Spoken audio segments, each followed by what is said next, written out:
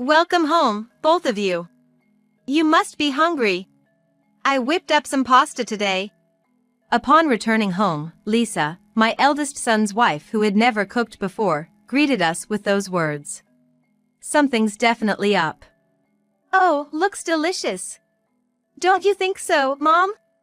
That was my eldest son, Robert. Indeed, the pasta laid out on the table looked appetizing. But, for some reason, the pasta emanated an indescribable sense of unease. It's too suspicious. Urged by Lisa, we sat down, and Robert asked if we should start eating. Can we really eat this without any issue? The way Robert and Lisa are intently watching us, it feels like they're urging us to hurry up and eat. What am I gonna do now? Just then. Hello. That voice ended up saving me from this precarious situation. My name is Catherine Harper. After a divorce 30 years ago, I moved back to my family home in Nebraska. My parents have since passed away, and now I live alone. Many might think that living alone at the age of 73 must be challenging and lonely, but it's not. Compared to where I lived before, the cost of living here is lower, and all my neighbors are kind folks. My hobby of enjoying coffee, among other things, keeps me entertained, making life enjoyable. But, in such a peaceful life, even slight disturbances can become stressful. The two who are about to come are perfect examples. Hello there. Just the two of you today? We took time out of our busy schedule to come over, and you sound disappointed. This is why Lisa doesn't like you. Hey! There's no reason for me to dislike such a kind mother-in-law like you. Right, Catherine? The slightly sarcastic remark came from my eldest son, Robert. And the blatantly insincere words are from his wife, Lisa. 20 years ago, the two met as colleagues at the same company. They started dating a month later and got married 6 months after that. I remember being taken aback by how quickly things progressed between them. Everything, from meeting the parents to the wedding, was rushed. There was no time to second-guess any decisions. People used to make snide comments about their marriage. There's no way they'll last with such a short courtship. They're probably gonna divorce soon anyway. Each time I'd hear such comments, my heart would ache as their mother. But, fast forward, and they've been married for 20 years. They even have kids and, contrary to everyone's expectations, they're living a happy life. From a mother's perspective, I can't help but be amazed at how well things turned out. Hey, Mom. Mom. Were you listening? Oh. I'm sorry. I was lost in thought. Please stop spacing out like that, Catherine. Turning senile at 73? That's a bit too early, don't you think? At this rate, we might have to consider putting you in a care home. Lisa is generally kind, but every once in a while, she'd make such condescending remarks. But, what Lisa's saying does make some sense. If you start having mobility issues post-70, it'd be a pain for us. It'd be the end of the world. Exactly. How about considering moving to a care home now? It would ease our worries. Right, Catherine? Seriously. What do they think of me? This isn't the first time Robert and Lisa have been thoughtless like this. I'm not ready for a care home. I'm not that old yet. You're delusional if you think you're still young at 70 plus. Heaven's right around the corner for you. There's no need to pretend otherwise. Hearing them talk about care homes and heaven, my spirit dampens. But, thankfully, there's an angelic presence that comes to my rescue. Dad! Mom! Stop being so mean to Grandma! Why are you here when you said you were going out with friends? My friend had something come up, so I couldn't go. But more importantly, apologize to Grandma. This girl is Kayla, a 17-year-old high school student. Unlike her parents, she's incredibly genuine and sweet. Yeah, I get it. I'll apologize. Catherine, I'm sorry. I'll try to be kinder next time. Mom. Don't be sarcastic. Apologize properly. Thank you, Kayla. I'm okay. Thank you for standing up for me. Such a kind-hearted girl. in contrast to her parents. Glancing to the side, her dad seemed unapologetic, lounging around, while her mom looked disgruntled. Kayla then urged her parents to leave. Bye, Grandma, I'll come visit again soon. And with that, they left. The next morning, after breakfast and during her house chores, the doorbell rang. Kayla, good morning. You're early today. Opening the door, there she was. Good morning, Grandma. I'm meeting a friend later, but I wanted to see you first. Kayla has always visited frequently since she was little. Be careful out there. Yep, I'll see you later. Seeing Kayla's lively demeanor always lifts my spirits. Just as I was about to get back to cleaning, the doorbell rang again. Just a moment. Rushing to the door, her son and daughter-in-law were about to enter the house. Hey! At least say something before barging in. It's startling. It's not a big deal. Did Kayla come by? Ignoring my comment, they walked in. Sitting down on the sofa. Give us some of that coffee. It's not fair if you only make it for Kayla. They were probably referring to the special coffee I make whenever Kayla visits. I've always loved coffee, grinding the beans myself. Nowadays, even neighbors ask for it. And my grandson, he loves that coffee, and every time he comes over, we enjoy it together. I let out a sigh, said, "Hold on a sec," and went to the kitchen to grind the beans. Just then, I heard a beep sound from behind. Wondering what it was, I turned around. The only thing out of place was my eldest son and his wife, Bob and Kayla, staring at a cell phone they'd laid on the table. Curious, I tilted my head. "What are you doing? Hurry up and make that thing." Hey, Catherine, I'm parched over here. I was still puzzled by that beep, but I knew that if I left Bob and Kayla waiting any longer, it'd become a bigger hassle. As I began grinding the beans again, Lisa chimed in. You know, Catherine, you have such simple tastes. I don't get why grinding beans is fun for you. Oh. Maybe it's practice for when you move to the retirement home? I don't want to drink coffee you've practiced on. Suddenly, in a condescending voice I'd never heard before, Lisa made a sarcastic remark. It was then that I felt a sense of revulsion towards her for the first time. Robert, who was next to her, chimed in. True that. Making your own son and daughter-in-law drink something like that. I can't believe any decent person would do such a thing. When did my mom become this kind of person? Is getting old really this cruel? It's just so sad.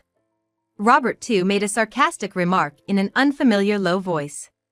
Then, right next to him, Lisa again made a snide comment in a creepy, mocking tone. It was as if some third-rate actor was putting on a show. The whole scene was just terrifying. Yet the two of them didn't stop, they kept on going. My mom's lost it. Seems like she doesn't even know what she's doing or saying anymore. How did it come to this? Maybe it'd be better if she just moved on to the next life sooner. But knowing her, she'll probably hang on for a long time. Why did they have to go so far in their remarks? What's gotten into both of you? Enough is enough. But they were so engrossed in their phones, they didn't even hear me. Suddenly, Robert and Lisa stood up, grabbed their bags, and left as if nothing had happened. I felt a chill run down my spine from their incomprehensible behavior. What on earth is going on? I thought about confiding in someone, but how could I even begin to describe what had just happened? I spent the night restless, overwhelmed by my thoughts. But the next day, Robert and Lisa came back. The memory of yesterday flashed through my mind, leaving me uncertain of how to approach them. Then, from behind Robert and Lisa, a little face popped out saying, Grandma, what's up? Their daughter, Kayla, had come with them. Not wanting to worry my beloved granddaughter with my troubles, I acted as if everything was normal. Want something to drink? Yeah. I want some of Grandma's coffee. Sure thing. How about you too? However, Robert and Lisa just sat there with sullen expressions, not saying a word. Seeing her parents like that, Kayla looked puzzled. Without understanding why they remained silent, I brewed some homemade coffee. Here you go. Kayla eagerly sipped her coffee, saying, "Delicious. I can't start my day without Grandma's coffee." In stark contrast, Robert and Lisa sat motionless, not touching their coffees at all. It had probably gone cold and wasn't tasty anymore. Then, Lisa took a sip of her cold coffee. Disgusting. Those words stung. Then, "Kayla, we're gonna head out now," said Lisa. "Huh? We just got here," Kayla responded. But without another word, Robert and Lisa left. "Mom and Dad were weird today. Do you think something's up?" "I don't know." For the past 2 weeks, Robert and his wife Lisa had started coming here almost daily. Even when spoken to, they'd just ignore and stay glued to their phones. "Why don't you talk?" Even when hesitantly questioned, there was no response. Unable to bear the tension, the TV was turned on to distract from the awkwardness. It was the same routine every time. By that point, their very presence began to instill fear. Then, one unexpected day, something unforeseen happened. It was in the evening when I was about to head out for grocery shopping. A message from Robert popped up on the phone, "Gonna be there soon." "Gonna be here, now?" True to his text, Robert and Lisa arrived 5 minutes later. Opening the front door, there they stood. However, today was different. "Hello. Beautiful weather we're having. We're dropping in." After constantly ignoring, now they suddenly spoke as if they were different people. This sudden change intensified the feeling of unease towards Robert and Lisa. "Mom, could you make me some coffee? I'm really in the mood for your coffee today." "Oh. That's not fair. Catherine, can I have some coffee too?" Baffled by their sudden shift in behavior, I just nodded. While grinding the beans, a glance towards them revealed both laughing and chatting, a stark contrast from their usual selves. Then, they spoke to me. "I'll have it black." "I'd like 3 sugars, please." They both sipped their freshly made coffee with smiles. Suddenly, Lisa exclaimed, "Oh, I forgot. Honey, can you go pay this month's phone bill for me?" "Got it. Mom, let's head to the nearby convenience store." "Huh?" My eldest son, Robert, grabbed my arm and dragged me forcefully to a nearby convenience store. All for a cell phone bill. Why do I have to go with him? It's not like he doesn't know where the place is. After paying the bill, when I thought we were headed straight home, Robert said something I never expected. "The cherry blossoms are blooming in the park nearby. Wanna go see them?" "Sure, but wouldn't it be better if Lisa came with us?" "Lisa's not interested in cherry blossoms." So, it was decided that we'd go to a nearby park to see the cherry blossoms. To think that Robert would suggest such a thing. The kindness that Robert, who has always been so cold towards me, showed brought a sense of fear and made me even more wary of him. But, that feeling of caution slowly faded as I gazed upon the beautiful blossoms in the park. They're beautiful. Yet, that feeling of caution returned due to Robert's actions.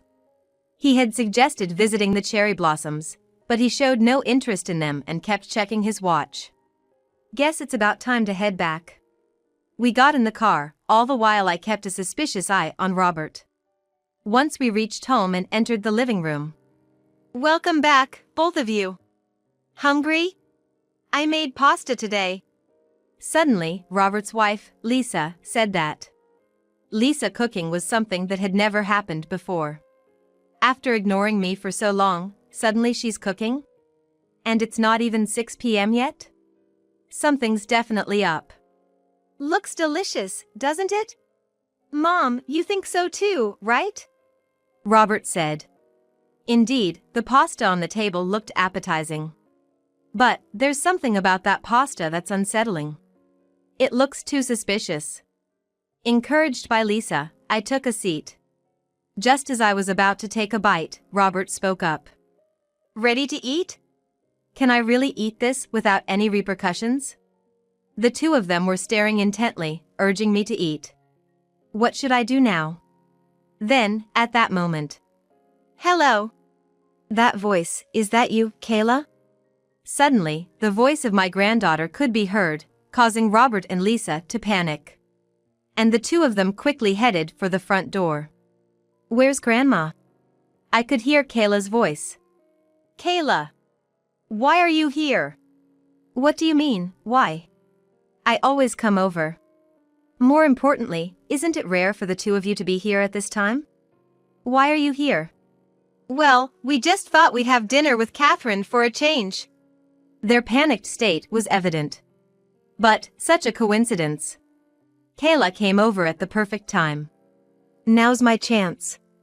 With Robert and Lisa preoccupied with Kayla, I quickly switched my plate of pasta with Lisa's. Then, I composed myself, waiting for the couple to return. When they did, Lisa exclaimed, "Thank you for waiting, Catherine. I thought we could eat together." Where did Kayla go? She went shopping. We only had this prepared for dinner, so we sent her to buy her own meal. Lisa replied. That can't be right. There's plenty of food in the fridge. Making her go shopping on purpose? It just makes things even more suspicious. Shall we dig in right away? Yeah. Robert and Lisa, just like before, waited for me to start eating first. There's definitely something up. But I should be fine, after all, I just switched plates with Lisa. There shouldn't be anything wrong with this one. With determination, I take a bite of the pasta. Mom, how is it? What do you mean? What do I mean? The taste, of course. It's all about the taste. Robert and Lisa seemed to be deflecting with humor and about to start eating as well. It looks delicious. Told you. But even as they say that, the two of them, forks in hand, don't touch their pasta and keep glancing over at me. Their behavior is making it hard to focus on my meal, but everything feels normal so far. Feeling reassured, I continue eating. Finally, with puzzled looks, Robert and Lisa start eating their pasta. But then, suddenly, oh! Lisa's demeanor changes drastically. I knew it. After secretly switching plates with Lisa, she took a bite and immediately began choking. She began to struggle and then fell over, chair and all. I can't believe something like this is happening right before my eyes. Hey! Lisa, are you okay? Stay with me. It was supposed to be me eating that pasta. And now, something awful has happened to Lisa because of it. Lisa! Lisa! Stay with me. Open your eyes. An ambulance was called immediately, and it arrived within 5 minutes. Lisa was carried by paramedics into the ambulance. Neighbors began to gather, watching the scene unfold. The presence of the ambulance brought out the nearby residents. Seeing this, Robert shouted, "Don't look! Stay back!" 10 minutes later, Lisa was rushed to the hospital. As I watched the ambulance drive away. Grandma, what happened? Did someone get hurt? Kayla, let me tell you. When I explained everything to my returning granddaughter, her astonishing response was, she got what she deserved. After all, it could have been you in that ambulance, Grandma. What do you mean?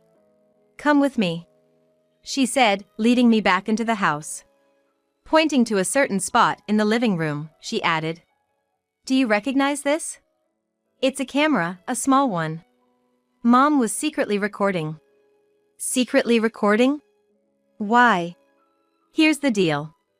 Recently, Robert and Lisa had become obsessed with making videos, and they would constantly film amusing situations to post on social media. At first, it was all harmless prank videos. But as these became more popular, they sought even greater attention, leading them to film increasingly audacious and extreme content. So, all those times they ignored me or made snide remarks. They were filming all of that too. Remember the phone on the table? That's what they were using to record. And the ultimate video they had planned was to capture someone's reaction to severe discomfort. They targeted me, their mother-in-law. That's terrifying. But what were they trying to do? This. Kayla said, pulling out a chili pepper. A chili pepper? What about it? They crushed a lot of these and put them into your pasta. They wanted to film you struggling after eating something super spicy. I felt a surge of anger.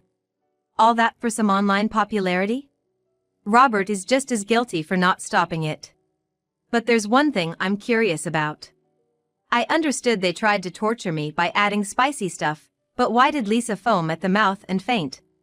While I was pondering this, Kayla told me a shocking truth. She's allergic. Turns out, Lisa has a severe chili pepper allergy. Apparently, she had once fainted after eating food containing chili peppers. Since then, she had been careful not to eat them. It makes sense that if Lisa, with her chili pepper allergy, ate that spicy pasta so eagerly, she'd have that reaction. That night, when Robert returned from the hospital, he told me that Lisa would be hospitalized for a week. Robert blamed me for everything that happened. Then, Kayla chimed in. I can't believe a grown-up would blame someone else like this. You're no longer my dad or mom to me. You're just some messed up old folks. At a loss for words after being told off by his own daughter, Robert was just stunned. I added. I won't say much. I'm cutting ties with you too. Don't come here anymore. If you do, I'll call the cops on you as a suspicious person. Watching Robert leave in shock, Kayla and I high-fived, saying, Grandma, you're awesome. Thank you. Later, when Lisa was discharged, Robert told her that I had cut ties with him and that Kayla had left their home. Lisa suddenly went berserk. Seeing this, Robert hurriedly called the police. 10 minutes later, the officers arrived and took Lisa away, even though she had just been discharged. With Lisa gone, Robert apparently packed his stuff and moved out of their apartment. No idea where he is or what he's doing now. Moreover, even after being taken to the police station, Lisa's erratic state didn't calm down.